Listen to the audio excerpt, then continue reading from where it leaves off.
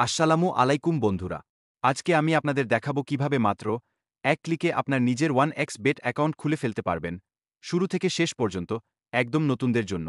যাদের 1xBet app নেই তারা মোবাইলের গুগল ক্রোম বা গুগলে সার্চ করুন 1xBet অ্যাপ ডাউনলোড। অ্যাপটি ডাউনলোড হলে ওপেন করুন।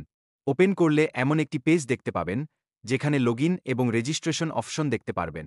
স্ক্রিনে রেজিস্ট্রেশন বাটনে ক্লিক করুন। এখানে রেজিস্ট্রেশনের জন্য 4টি অপশন থাকবে, তার মধ্যে বেছে নিন ওয়ান ক্লিক। প্রথমে আপনারা কান্ট্রি সিলেক্ট করুন বাংলাদেশ। যাদের আগে থেকে সিলেক্ট করা আছে তাদের করা লাগবে না। কারেন্সি সিলেক্ট করুন বিডিটি, বাংলাদেশি টাকা। আপনারা প্রোমো কোডের এই ঘরে কি লিখবেন সেটা অনেকেই জানেন না। আর না জানার কারণে আপনাদের আইডি ওপেন হয়ে যায় ঠিকই, কিন্তু ডিপোজিটে যেই 100% বোনাস পাওয়ার কথা সেটা কিন্তু আপনারা মিস করেন।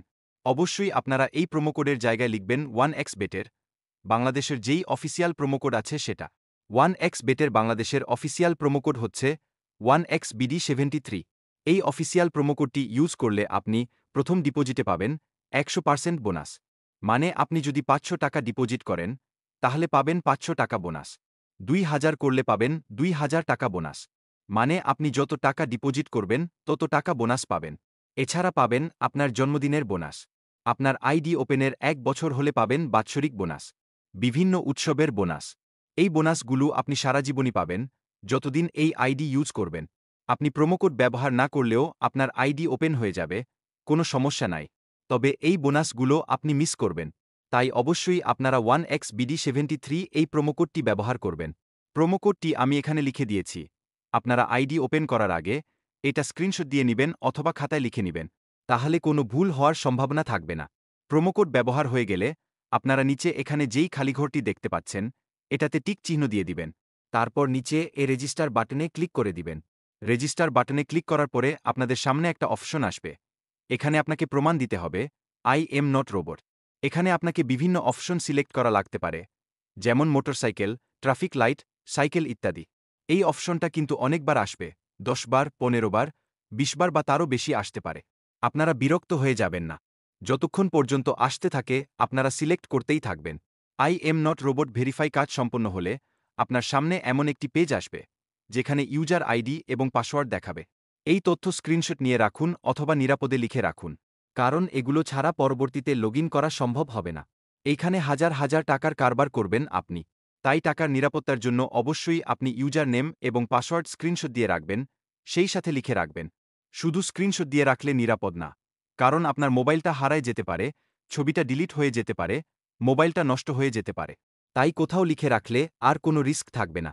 ইউজার এবং পাসওয়ার্ড সংগ্রহ করার পরে নিচে এই রেজিস্টার বাটনে ক্লিক করুন। এখন আপনি দেখতে পাবেন আপনাকে সরাসরি অ্যাকাউন্টে নিয়ে আসছে। এখন আমরা আমাদের অ্যাকাউন্টে নাম, মোবাইল নাম্বার এড করে আইডিটি ভেরিফাই করে ফেলব এবং অন্যান্য যা ডিটেলস লাগে সেগুলো আমরা এড করে ফেলব। ডান পাশের নিচে যেই মেনু অপশন দেখতে পাচ্ছেন এখানে ক্লিক করুন। উপরে আপনারা দেখতে পাবেন পার্সোনাল প্রোফাইল। এই পার্সোনাল প্রোফাইল লেখার উপরে চাপ দিন। আপনাদের সামনে এমন একটা পেজ আসবে। এইখানে ফোন নাম্বারের পাশে লিংক লেখা আছে। আমরা এই লিংকের উপরে ক্লিক করে আমাদের মোবাইল নাম্বারটি এড করে দিব। লিংকে ক্লিক করার পরে মোবাইল নাম্বার লেখার অপশন আসছে। এখানে আমরা আমাদের মোবাইল নাম্বারটি লিখব। মোবাইল নাম্বারটি শূন্য ছাড়া লিখতে হবে, কারণ সামনে আগে থেকেই শূন্য দেয়া আছে। মোবাইল নাম্বার লিখার পরে নিচে লিংক বাটনে ক্লিক করব। তারপর আবারও রোবট ভেরিফাই অপশন আসবে। এখানে আমরা বাস, মোটরসাইকেল, ট্রাফিক লাইট যা যা সিলেক্ট করতে বলে তা করে দিব। অনেকবার এটা করা লাগতে পারে। বিরক্ত না হয়ে ধৈর্য সহকারে সিলেক্ট করুন। রোবট অপশনটি ভেরিফাই হয়ে গেলে নিচে এই সেন্ড কোড অপশনে ক্লিক করব।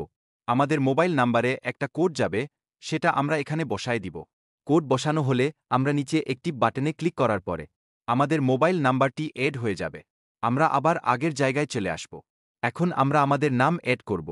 নাম এড করার জন্য উপরে যেই ইন্টার ডিটেইলস অপশন দেখতে পাচ্ছেন এখানে ক্লিক করুন। তারপর এখানে আমরা শিওর নেম এবং ফার্স্ট নেমের অপশন দেখতে পাব।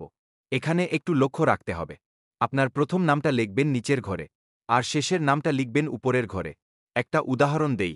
ধরেন আপনার নাম যদি হয় রিফাত হোসাইন, আপনি নিচের ঘরে লিখবেন রিফাত এবং উপরে ঘরে লিখবেন হোসাইন। আপনার নাম যদি হয় মোহাম্মদ সবুজ, নিচের ঘরে লিখবেন মুহাম্মদ, উপরের ঘরে লিখবেন সবুজ। তারপর আপনারা নিচে এই সেভ বাটনে ক্লিক করে দিবেন। আপনার আইডিটি ফুল ভেরিফাই হয়ে গেল। এখন আপনি চাইলে এখানে আপনার ন্যাশনাল আইডি কার্ড অ্যাড করতে পারেন বা নাও করতে পারেন। আবার আপনি চাইলে পরেও অ্যাড করতে পারেন, কোনো সমস্যা নাই। তবে অ্যাড করে ফেলা ভালো। আমি দেখায় দিচ্ছি কিভাবে অ্যাড করবেন। ডেট অফ বার্থ এর জায়গায় আপনার জন্ম তারিখ লিখবেন। প্লেস অফ বার্থের জায়গায় জেলার নাম লিখবেন। রিজিজনের জায়গায় লিখবেন আপনার বিভাগের নাম। এইখানে সিটির জায়গায় লিখবেন জেলার নাম। রেসিডেন্স এড্রেস এর জায়গায় আপনার গ্রামের নাম দিবেন। এইখানে ডকুমেন্ট টাইপ এর জায়গায় দিবেন এনআইডি। সিরিজের জায়গায় লিখবেন 1। ডকুমেন্ট নাম্বারের জায়গায় আপনার এনআইডি কার্ডের নাম্বারটি লিখে দিবেন।